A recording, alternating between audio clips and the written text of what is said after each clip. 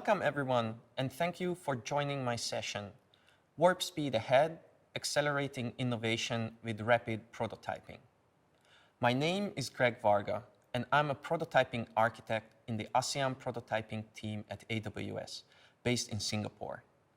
In today's session, I'll introduce how we can accelerate innovation with the prototyping initiative at AWS through a customer case study. First, let me introduce the prototyping program at AWS. This program helps our customers to envision complex use cases of the AWS platform and services by building working prototypes.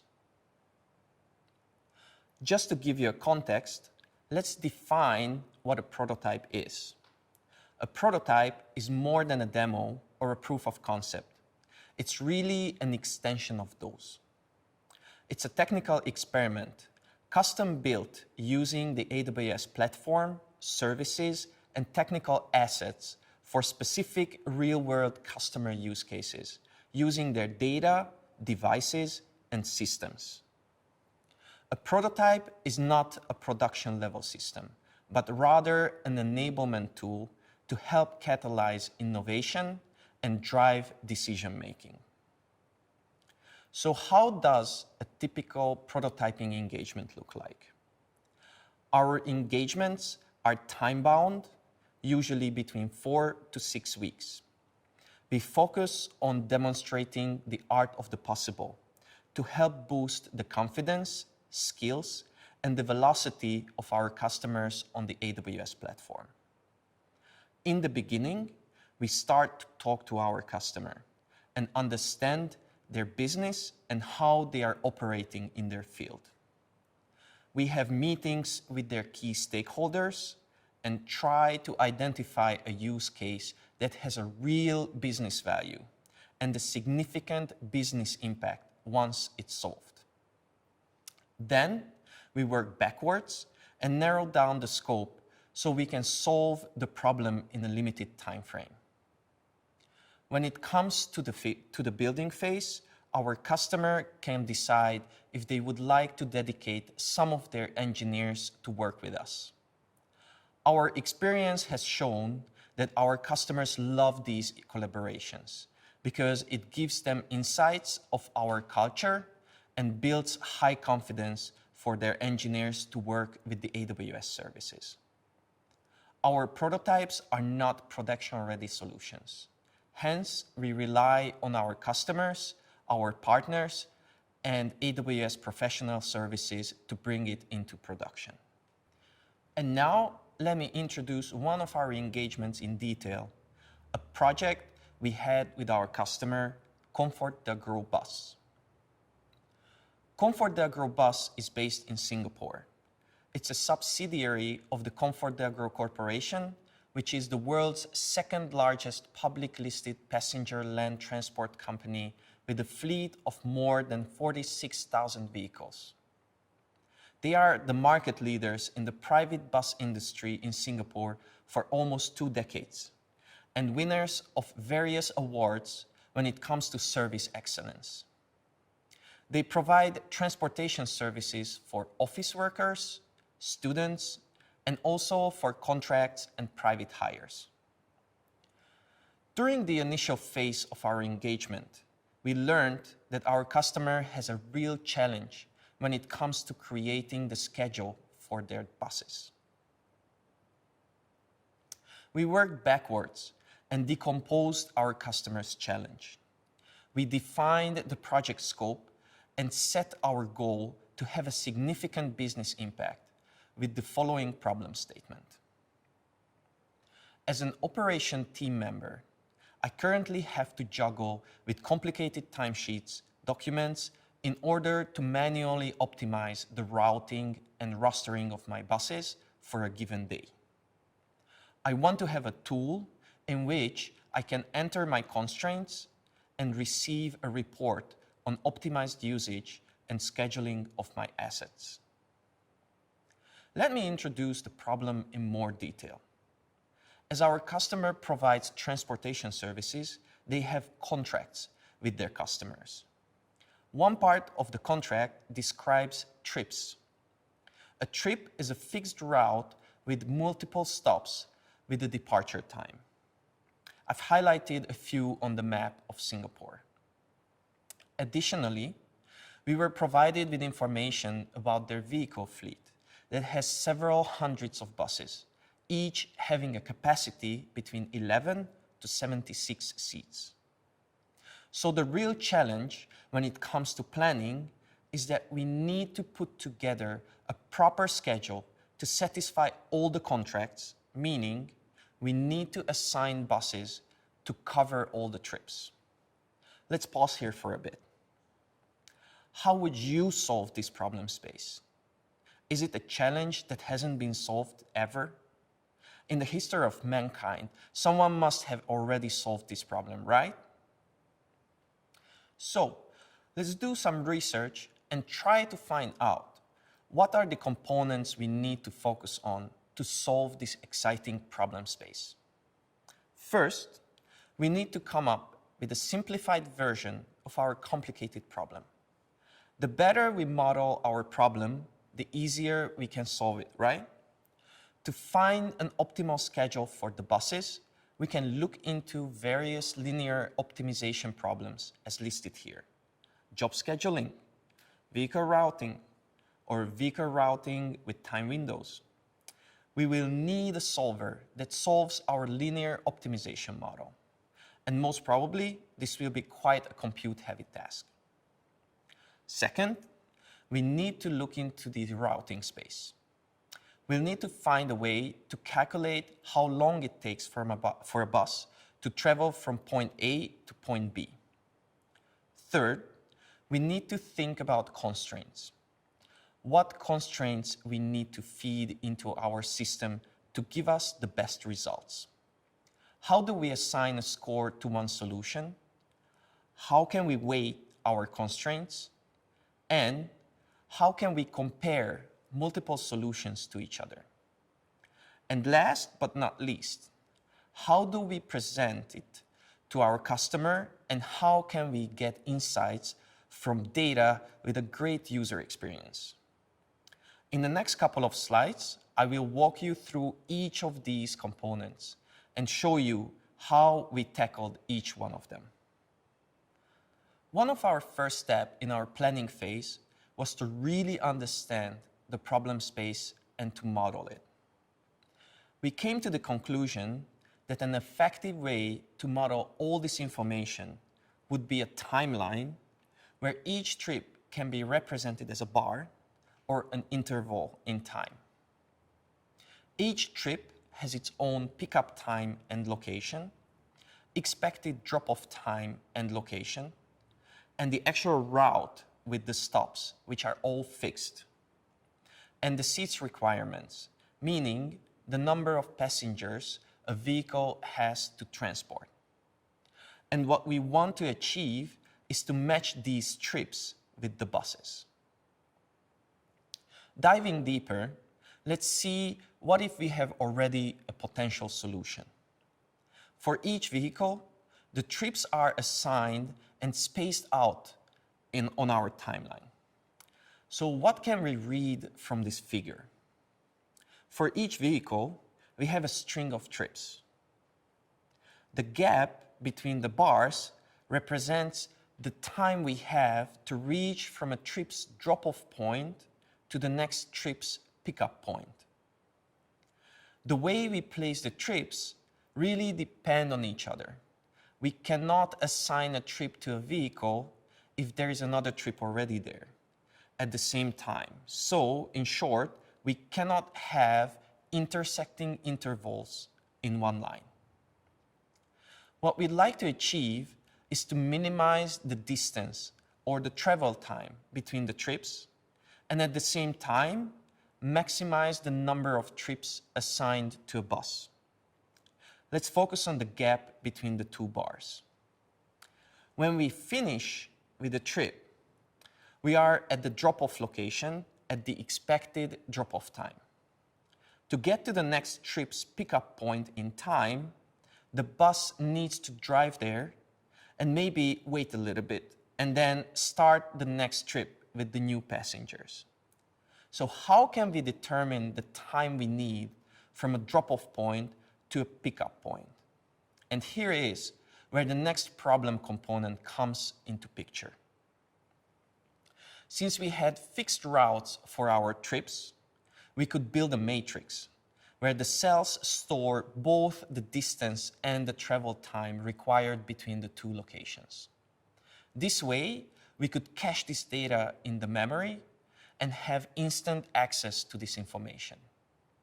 In this case, we chose to simplify our solution and not to prepare with full-fledged production-ready system. We used an offline solution that doesn't take weather data and traffic data into account. However, our APIs are well-defined and documented, and the solution can be extended anytime, which is part of our prototyping approach. The next piece in the puzzle is to tell our solver what constraints our resources have. In our sample dataset, we had the contract definition that described the trip constraints. For example, which routes to support and how often, and how many passengers a bus needs to bring. Besides that, we define two different types of constraints. We distinguish between hard and soft constraints or requirements. A hard constraint represents a must-have condition. If we violate this, we don't get viable solution. To best describe these are the obvious statements. Let's pick one of these requirements. A bus has enough seats to transport the passengers. For example, if we have a trip that requires us to transport 45 people, we cannot assign a bus that has only 11 seats. A soft constraint represents a condition which is a good to have.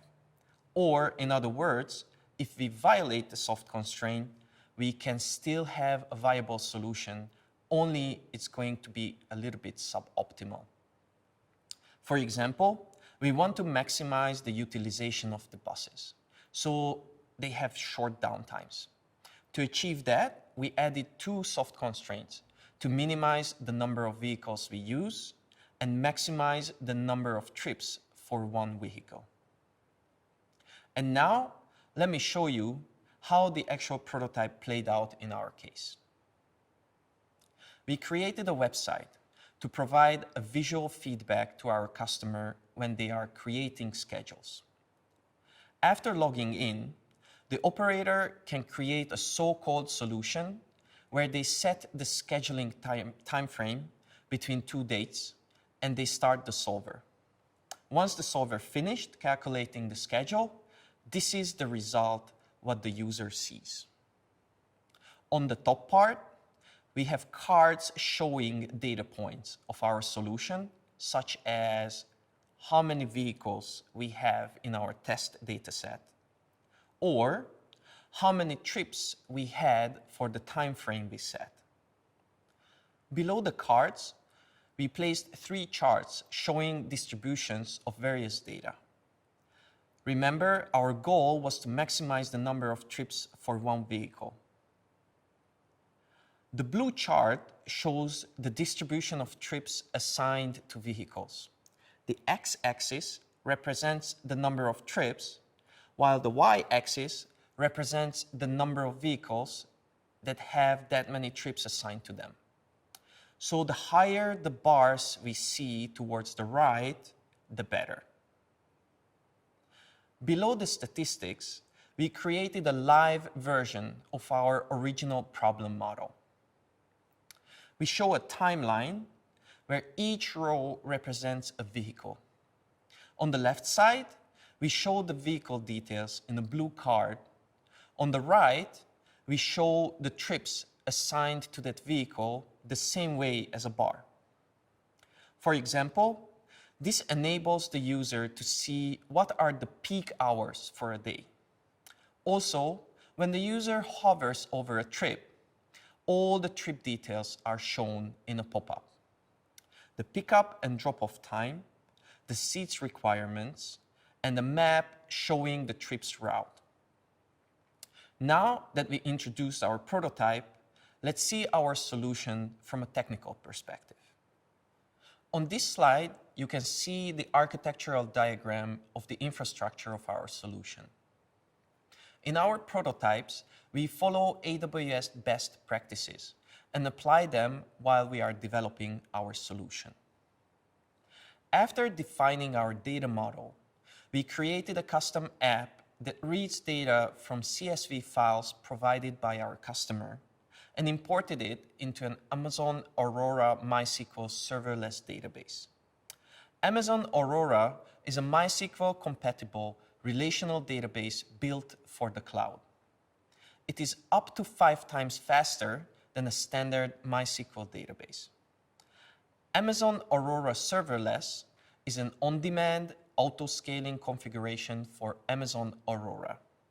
It automatically starts up, shuts down, and scales based on your application's needs, perfectly suited for our needs.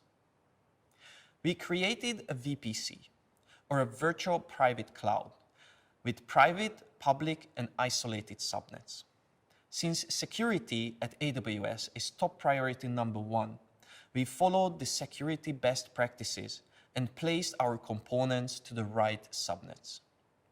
Our Lambda functions in private subnets, while the EC2 instances, which are running the linear optimization solvers and are behind load balancer, were placed in public subnets, while the database cluster in isolated subnet.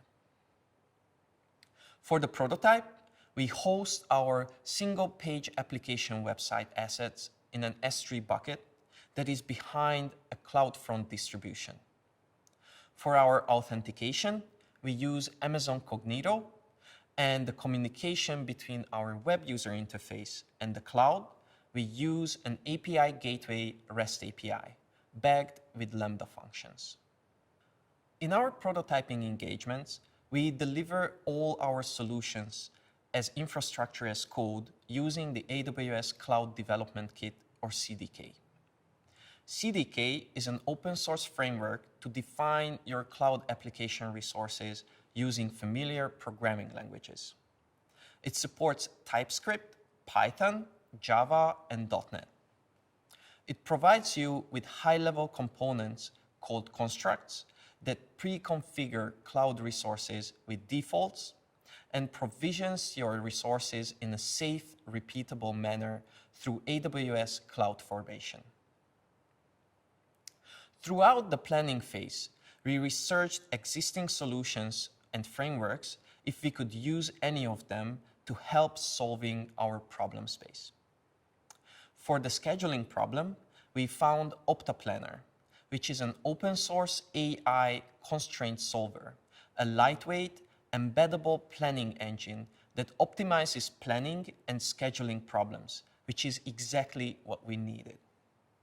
It has a thorough documentation that helped us to build the problem model and constraints effectively. For routing, we opted with OpenStreetMap, which is an open source mapping solution, and GraphHopper, which is an open source routing library. So far, so good, but we need to ask an important question. How about performance? Our initial tests have shown that multiple parts of our solutions are compute heavy. While working on our laptop, even with 16 cores, we quickly reached our limits. Fans were whirring, and we could nearly cook an egg on it. So it quickly turned out that we need more power. And how else could we experiment with compute-heavy load than using the AWS cloud, where we can spin up extremely powerful instances within minutes? So we started up one of the most powerful compute-optimized instances, a C5N Metal instance that has 72 CPU cores and 192 gigabytes of memory to test our solution. To build a distance matrix that holds 2 million pairs of locations took around 19 minutes. This is a one-off task, so we can cache the results. For repeated tasks, which is mostly calculating the schedule, we were improving our code step by step, and we were able to calculate the schedule for 750 trips in around 3.5 seconds. However, if we increase the number of trips, the search space grows exponentially. So for another schedule involving 5,200 trips, it took 21 minutes to find a solution. While running the calculations, we took screenshots of the status of the current system that you can see on this slide. It is a compute-heavy task indeed, where the CPU utilization is significantly high. Now the question arises, can we get better? And also, how much will it cost to run such a powerful machine? As I mentioned before, in our prototyping engagement, we experiment a lot. So it was a natural idea to try AWS's new offering, the EC2 Gravitron 2 instances. The C6G EC2 compute optimized instances are powered by the ARM-based AWS Gravitron 2 processors.